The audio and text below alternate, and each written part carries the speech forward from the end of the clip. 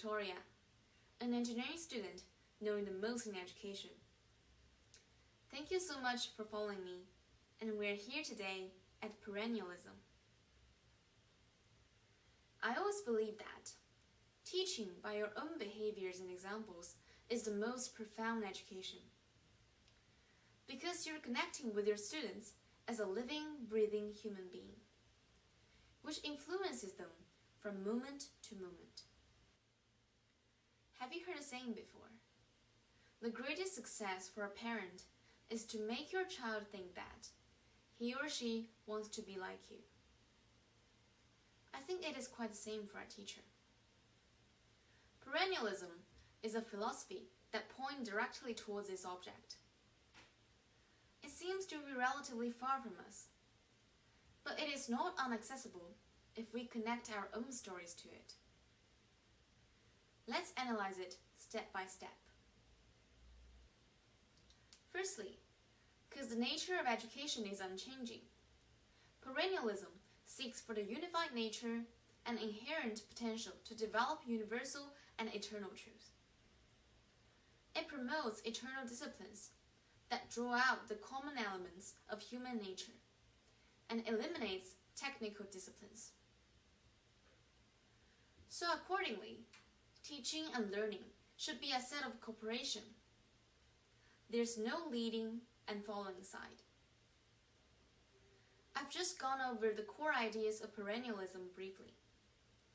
Now, let's go deeper into the keywords: unified nature and truth, inherent potential, eternal discipline, and cooperation. Connecting these words, what do you think the eternity here is? There's an explanation that I find very convincing. It said that things, whether things or people, have their own characteristics, which are the tendencies to become themselves.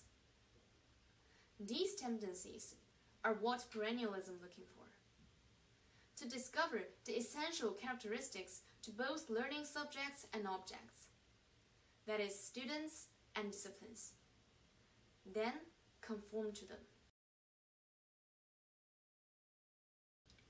Because they are unified nature and truth, every part in education should have something in common. Math, English, science, music, etc.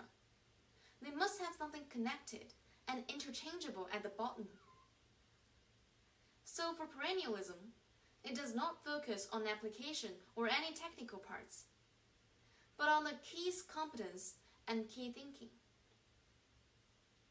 The eternal disciplines carry these along to help students develop a more advanced ability, transferability, to implement the knowledge and mindset to many other things outside of school life. Here's a question for you. What do you think are the good transfer abilities to develop? Do you have good ideas to discover the nature and potential of students? Feel free to leave your comments. I'll be more than happy to discuss with you. Finally is the word cooperation.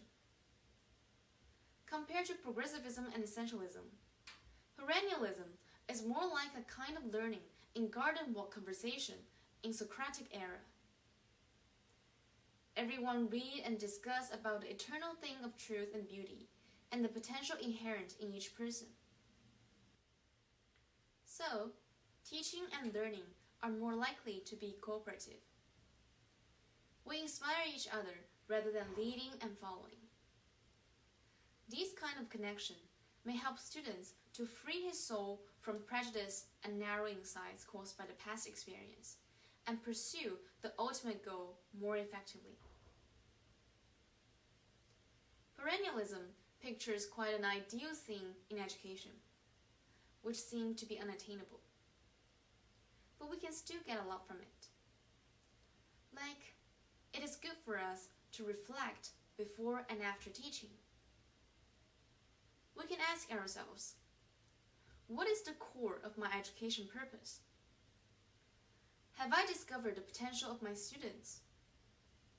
Do I expect some more valuable characteristic than learning outcomes? What roles do we and our students each take in a collaboration? And apart from our students' progress, have we improved? Okay, thank you so much for watching. Hope you have more questions after this video than before.